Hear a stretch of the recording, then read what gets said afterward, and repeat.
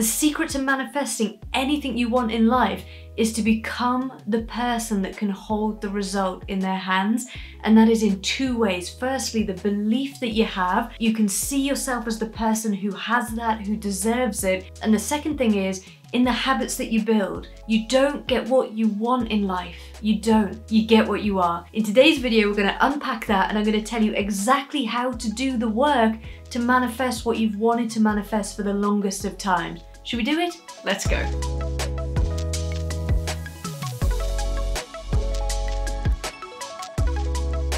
Here's the thing, and this is brutal, but if you can accept this, you can have anything you want. Life is a mirror. That's all it is. It is a mirror. If you want to know what you believe about your life and what you think is acceptable for you and what you think you deserve, open your eyes and look around. Your relationships mirror back your beliefs. Your bank account tells you what you know, understand and believe about money. Your business, your health, your body, your house, even your clothes, everything around you is a mirror. And if you look at things and treat them as a reflection and you say, okay, I know that I want more and I feel like I could do more, but my bank account says I'm not doing it and I don't really believe it on a subconscious level. I wish I could meet the partner of my dreams. I know I'd be so good in a relationship, but my current relationship standing tells me I don't believe I'm worthy, or I don't believe that I could leave and meet somebody who would be a much better match for me. Your life is a mirror. That's so brutal, isn't it? So what I like to do is get the good old coaching wheel of life out. I know it's been overdone, but you can't fault it. You get a circle, you split it up into the 6 or 7 key segments of your life, and you ask yourself, because it's not all bad, you ask yourself, 0 in the middle, 10 on the outside, how well is life going in that area? Sometimes you find that you're a 3 or 4 on all of them and life doesn't feel good. Sometimes you find you're actually a 7 or 8 for some key areas, like your health might be really good, but your bank account's really bad.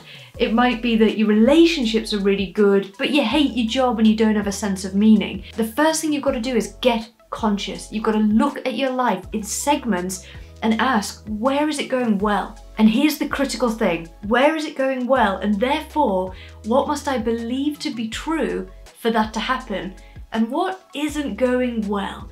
And therefore, what must I believe to be true for that to happen? Your life reflects who you are inside, it reflects the habits you've built, it reflects what you believe is possible for you. It doesn't reflect what you desire, or what your vision is, or what your hope is. It reflects who you are, what you say on repeat, and what habits you've built. So one of the simplest ways to change your life is to set the vision. This is where the vision and the vision board and the goals, great, love them. Just, it's not a full stop there, it's a semicolon. You set the vision, you set the goal, you have your intention, and then you ask this question. What does somebody with that result think about on repeat? What do they do? What are their daily consistent habits and behaviors? And what do they believe is possible for them? If you can answer those questions and practice being the person who does that thing, then you can have anything you want. It will unfold. How can it not? If you say, Lisa, I want to have a really strong, lean, toned body. All right, what does somebody with a really strong, toned, lean body do? Well, they probably go on more walks. They probably lift some weights or do some sit-ups or do a bit of yoga or whatever. They probably eat more vegetables and more protein. They probably get a good night's sleep and drink more water. Is any of that hard? No, you can do it. You can do it. But in order to do it, you have to decide that you want that thing and be hungry for it. You've got to make it unacceptable for you to stay the way you are. You've got to say, I want it and I'm willing to work for it. I'll become the person who does the thing and I'll stick at it until the result shows. Because if you keep going and keep going and keep pushing, and you fail and you learn and you fail and you learn, how can you not have it? Most people won't do that. They want the result now. They want certainty that it's going to work. The most certain thing you can do is take action every single day in alignment with the thing that you want. Go for a walk every day. Track it. How many days over the next week can you walk every day? How many days over the next week can you get a good night's sleep? How many days over the next week can you eat better food? You track it. And not in a punishment way. It's not to punish yourself. It's an awareness, a consciousness that says, My life is a mirror. My actions, my beliefs, my behaviors, my habits, my thinking is shown to me all the time. So you can change it in one of two ways. One, you change what you say to yourself, you change your beliefs, you change your habits, and I've just made a video all about that. I'm going to link it below, how to change your subconscious belief to change your life. Give that a watch. Or you change the cues in your environment, meaning you make it impossible for you to stay the same. If you wake up and your house is collapsing around you in terms of clothes and stuff and old memories and clothes that no longer fit, or things that don't feel good, and your cupboards are filled with food that you know is going to give you a life you don't want, that's your identity. They are your cues. That is your environment. Your environment makes you. So you do the internal work, changing your thoughts, repeating who you are, you focus on building the behaviors, and you change your environment, let it up level you. One of the greatest hacks that I use is consuming content from people who have a result I want. I listen to them, I study them, I hear their words and I take them as my own, to the point where I say, I am somebody who earns X. It's unacceptable for me to earn less. Doesn't suit me, doesn't work for me. I am somebody who earns X. This is easy, this is possible. I can do hard things. I'm someone who works out 3-4 times a week. I was saying that before I was the person, because if you look back on your life, if you go back 6 months or 9 months, I promise you, and just test this with yourself, your life reflects your dominant thinking. If your thinking is, the economy's bust, I'm gonna lose all my clients, there's no money to be had, it's too hard, it's not fair, blah, blah, blah, blah. Facts, yeah, you'll believe that, you'll act in alignment with it, and your life, which is just a mirror, will go ta-da and give you what you said you wanted. You might think, Lisa, I don't want it. Yeah, but why are you talking about it if you don't want it? Why would you talk about something you don't want? Why would you give energy to it? One of the best things I've done in the past few months is get rid of all my old journals. I was writing and writing and writing over and over about the problems I was having in my life. One day I woke up and I thought, Lisa, why do you keep speaking into existence what you don't want? So I stopped and I started writing. I am, I have, I've got. I went to gratitude lists. I kept writing out my vision. I kept focusing on projects, on who I was becoming. I wrote out everything I'd done, the progress I'd made, and my life changed. Go figure. Speak into existence what you want, back it up with action, and here's the crux. Practice. Practice being the person who does the thing. Habit first, then make it count. I keep saying one of the greatest things that changed my life, I should probably do a video summarising what has changed my life, but here's another one. This had a massive impact for me. I realised that when I was getting out of bed at 7, 7:30, 8, I felt like I was behind. I felt like I'd lost the day. I woke up and it was the motion of people getting ready and getting out the house, and before I knew it was 8:30, it was 9. Then I was getting in the shower, getting dressed, then I had to walk the dogs. Now it's 10:30, 10:45, and my mind went, the day's gone. You're never gonna get to film, do the urgent tasks. Oh, so dramatic. So I made a massive decision and I set my alarm for 4:55 in the morning and started getting up every day without fail, including Sundays, 4:55 in the morning. Alarm went off, beep, beep, beep, beep. I said, get your feet on the floor. If you can stay standing, you can stay up. I spent the first hour of that precious, stolen, taken time to read a book that I wanted to read, motivational, uplifting, inspiring. Then I spent half an hour writing a list.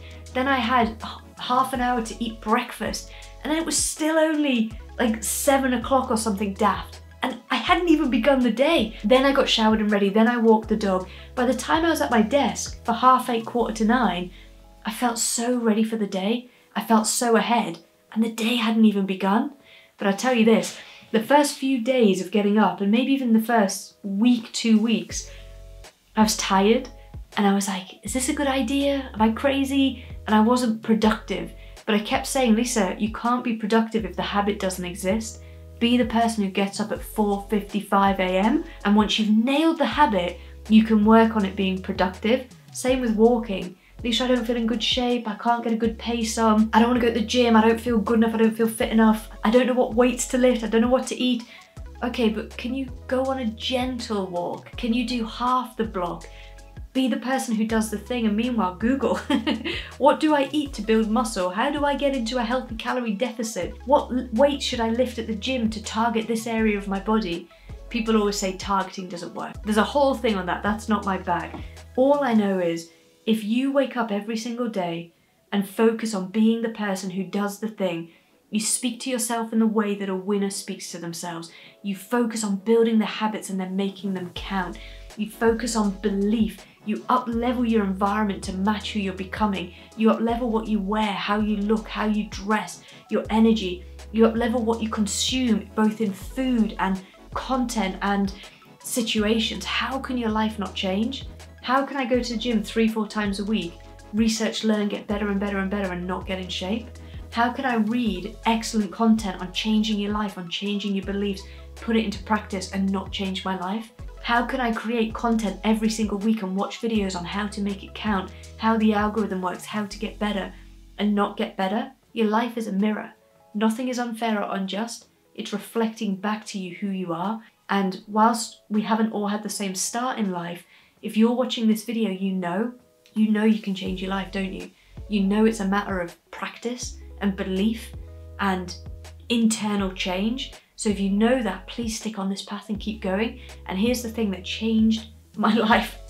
Now, item 47 that changed my life. No, this is the key.